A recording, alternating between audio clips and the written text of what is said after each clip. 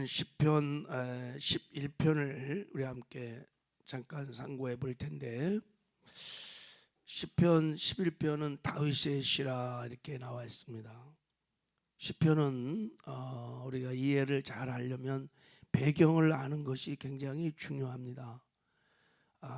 성경학자들은 이 시편 11편이 다윗이 사울에게 이렇게 쫓겨 다닐 때, 도망 다닐 때 쓴 시라고 이렇게 말을 합니다.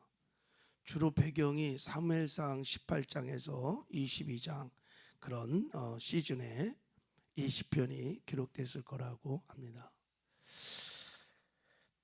다윗이 적장 골리앗을 이렇게 이제 무너뜨리고 그냥 일약 민족의 영웅으로 등장을 할 때 사울 왕이 시기 질투를 이제 해서 일단은 자기 딸 미가를 줘서 좀 기세를 꺾으려고 견제를 하려고 시도를 했어요.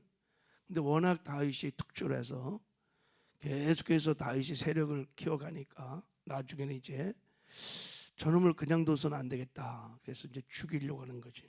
그때부터 다윗은 할 수 없이 이제 도망자의 삶을 살기 시작하는 겁니다.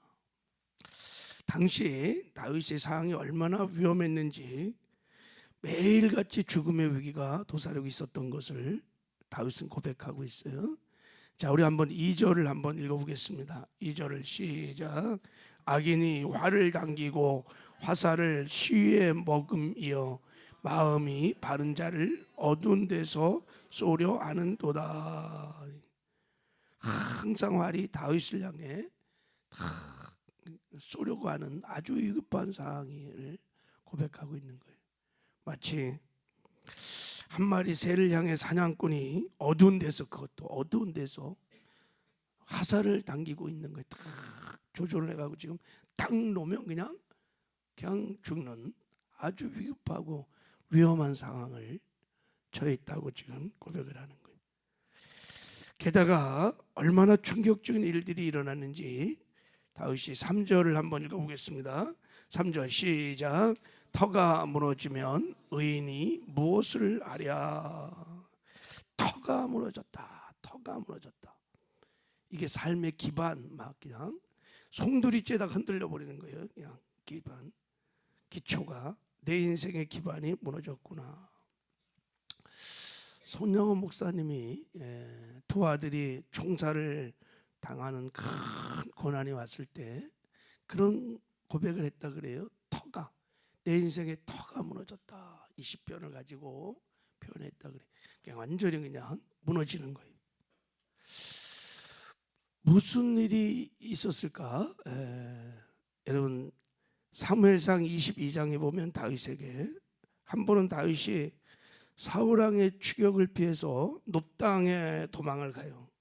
거기 아히멜렉이라는 아주 신실한 제사장이 있었는데 도망을 하다 보니까 배고프고 지치고 고난 다윗에게 성전에 이렇게 성수에 배설된 진설병을 떡도 내주고 또 골리앗 장군의 전리품으로 있었던 칼도 내주고 이렇게 도와줘요.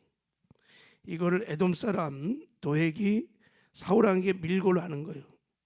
그러니까 사울이 아히멜렉을 비롯하여 노 땅에 사는 85명의 제사장들을 다 죽여버려요. 그리고 노베 사는 남녀, 아이들, 소, 나귀, 양까지 다 몰살을 시켜버립니다. 사람들이 사울의 보복이 너무 두려워갖고 다윗을 도와주지도 않거니와 이제 다윗만 보면 무조건 다 밀고를 하는 거예요.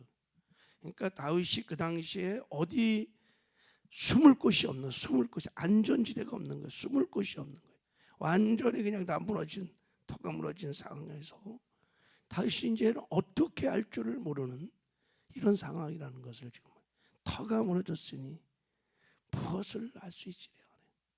자, 이런 절대절명의 위기 상황 가운데 다윗이 이걸 다 극복해요. 그리고 이깁니다. 나중에는 다윗이 승리하잖아요. 이런 위기 가운데, 고난 가운데 다윗은 어떻게 대처했을까? 자, 먼저 우리 다윗보다 다윗의 부하들, 다윗의 주변 사람들이 어떻게 반응했는지가, 자, 우리 1절을 한번 읽어보겠습니다. 1절 시작. 내가 여호와께 피하였거늘 너희가 내 영혼에게 내 새같이 내 산으로 도망하라 하면 어찌미뇨. 다윗이 고백하는 거예요. 내가 하나님께 피하였다. 하나님이 나의 요새시고 나의 피난처이시다. 근데 너희들은 어찌하여 새같이 산으로 도망가라고 하느냐 그러는 거예요. 그러니까 지금 다윗의 주변의 사람들, 부하들, 뭐 친구들은 빨리 산으로 피해서 목숨을 보존하라는 거예요. 빨리 피해야 됩니다. 마치 새가 여러분 위험에 쳤을 때 자기 보금자리를 부닥 하고 그냥 떠난대요. 그렇게 지금 떠나야 된다는 거예요. 다윗 왕이 지금 의지하는 하나님, 피난처로 삼고 있는 하나님을 떠나서 더 확실한 피난처로 숨어야 된다, 이 얘기를 하는 거예요. 자, 이것을 우리가 영적으로 보면 눈에 보이지 않는 그까지 하나님, 그거 믿어서 지금 이런 상황에서 기도 응답도 없는 그까지 기도 그거 해서 뭐 눈에 보이는 확실한 저 산으로 가야 한다, 이런 얘기를 좀 하는 거예요. 자, 이에 대해서 다윗은 고백을 하는 거예요. 내가 여호와께 숨었다. 여호와께 피했다. 하나님이 나의 피난처이시다. 나의 산성이시다. 눈에 보이지 않지만 하나님은 나를 믿는다. 하나님은 의인을 지켜주시고 보호해주시고 악인을 다 심판하시고 멸하신 분에 내가 하나님을 피난처로 삼았다라고 고백을 하는 거예요. 다윗은 시편 91편에서도 내가 여호와를 가리켜 말하기를 저는 나의 피난처시요 나의 요새시요 나의 의뢰하는 하나님이라 하리니 그랬어요. 이런 다윗에게 부하들을 말하는 거예요. 이런 다윗에게 보이지 않는 피난처 말고 보이는 확실한 피난처로 도망가자는 거예요. 그들의 눈에는 저 확실한 큰 산, 그 산이 견고하고 그 산이 확실하게 우리의 피난처다, 가자는 거예요. 여러분, 여기서 우리 다윗의 신앙과 이 친구들, 부하들, 주변 사람들의 신앙의 차이가 있어요. 다윗은 하나님이 정말 믿었던 거예요. 근데 이 부하들은 하나님을 알았지만 믿지는 않는 거예요. 적어도 이런 절대절명의 위기 상황에서 하나님을 믿을 수 없다는 거예요. 이런 절박한 위기 상황에서 보이지 않는 하나님을 믿는다는 것은 너무 막연하고, 그러니까 그들이 보기엔 비현실적인 거예요. 다윗이 지금 막 활이 당겨지고 있는 그런 절대 위기 속에서 하나님이 나의 피난처다, 산성이다, 이렇게 고백하고 이렇게 기도하는 다윗이 너무 어리석어 보여요. 너무 비현실적인 거예요. 너무 그의 말이 우스운 거예요. 쉽게 말하면 가야 된다는 거예요. 마치 우리가 열왕기하 6장에 나오는 도단성에 갇혀 있었던 엘리사와 그의 종을 보는 것 같습니다. 여러분, 엘리사도 그의 종도 하나님이 함께 한다는 걸 알았습니다. 근데 그들이 정말 위기가 딱 왔을 때 그들의 믿음이 진짜인지 가짜인지가 딱 드러나요. 도단성에 엘리사와 그 종이 딱 갇혔을 때 아람 군대가 막 바닷가에 모래알처럼 딱 포진을 해서 딱 호위를 했을 때 막 종은 벌벌벌 떠는 거예요. 큰일 났습니다, 주님. 우리 다 죽게 됐습니다. 빨리 도망가야 됩니다. 큰일 났습니다. 그때 엘리사가 그렇게 말해. 두려워하지 마라. 우리와 함께한 자가 저와 함께한 자보다 훨씬 많으니라. 그래도 막 두려웠던 하나님이 함께한다, 두려워하지 마라. 그래도 막 떠는 거예요. 도망가야 합니다. 우리 다 죽었습니다. 그럴 때 엘리사가 하나님, 저 종의 눈을 열어주소서. 그랬더니 막 눈이 열리니까 불말과 불버거가 막 그 아람 군대를 둘러진쳐서 하나님이 지키고 있는 거예요. 엘리사는 하나님이 함께 하시는 걸 정말 믿었고 종은 머리로는 알고 있는 거예요. 그런데 믿지를 않는 거예요. 그러니까 큰일 났으니까 도망간다는 거예요. 지금 다윗과 그의 부하들의 이 신앙의 차이였습니다. 여러분 어떻습니까? 이런 절대절명의 위기 상황 속에서 여러분 어떻게 반응을 할 것 같아요? 어떻게 반응할까? 우리의 피난처는 정말 하나님인가? 아니면 눈에 보이는 어떤 세상의 힘, 그런 걸 잡아야 안정감을 찾을 수 있는 것일까? 세상 사람들은요, 뭐 두말할 것도 없이 세상의 힘이라고 하는 것을 붙들고 있어야 그게 내가 진짜 안정감을 누리고 그게 피난처라고 생각해요. 돈, 명예, 외모, 지위, 뭐 사람들, 보험, 뭐 노대책, 이런 거예요. 이게 삶의 기반이에요. 이런 기반이 튼튼해야, 터가 무너지지 않아야 거기서 비로소 안정감을 갖고 만족을 가지고 자기들은 행복하다고 생각을 합니다. 마지막 때 여러분 성경에 보면 사람들이 돈을 사랑한다 그래. 왜 마지막 때는 돈을 이렇게 사랑할까요? 마지막 때는 자연적인 그 재앙들이 막 일어나요. 종말론적인 심판 때문에 자연적인 재앙이 막 지진, 기근, 뭐 별의별 일들이 막 계속 일어나기 때문에 지금도 그렇죠. 사람들이 확실한 것들을 의지하는 거예요. 돈을 갖고 있어요. 땅을 갖고 있어요. 확실한 대책을 갖고 있어야지 안정감을 찾는 거예요. 우리가 이런 세상에 살고 있기 때문에 성도들도 때론 저를 포함해 우리가 헷갈릴 때가 있어요. 야, 신앙은 신앙이고 뭐니 해도 보이는 뭐가 중요해? 돈이 있어야 중요해. 돈이. 하나님이 전지전능하신 하나님 입술로는 고백하지만 현실의 삶에 들어가면 돈이 전능하신 하나님인 거예요. 돈이 가라 하면 가고 쓰라 하면 쓰고 모든 결정을 돈이 다 결정해.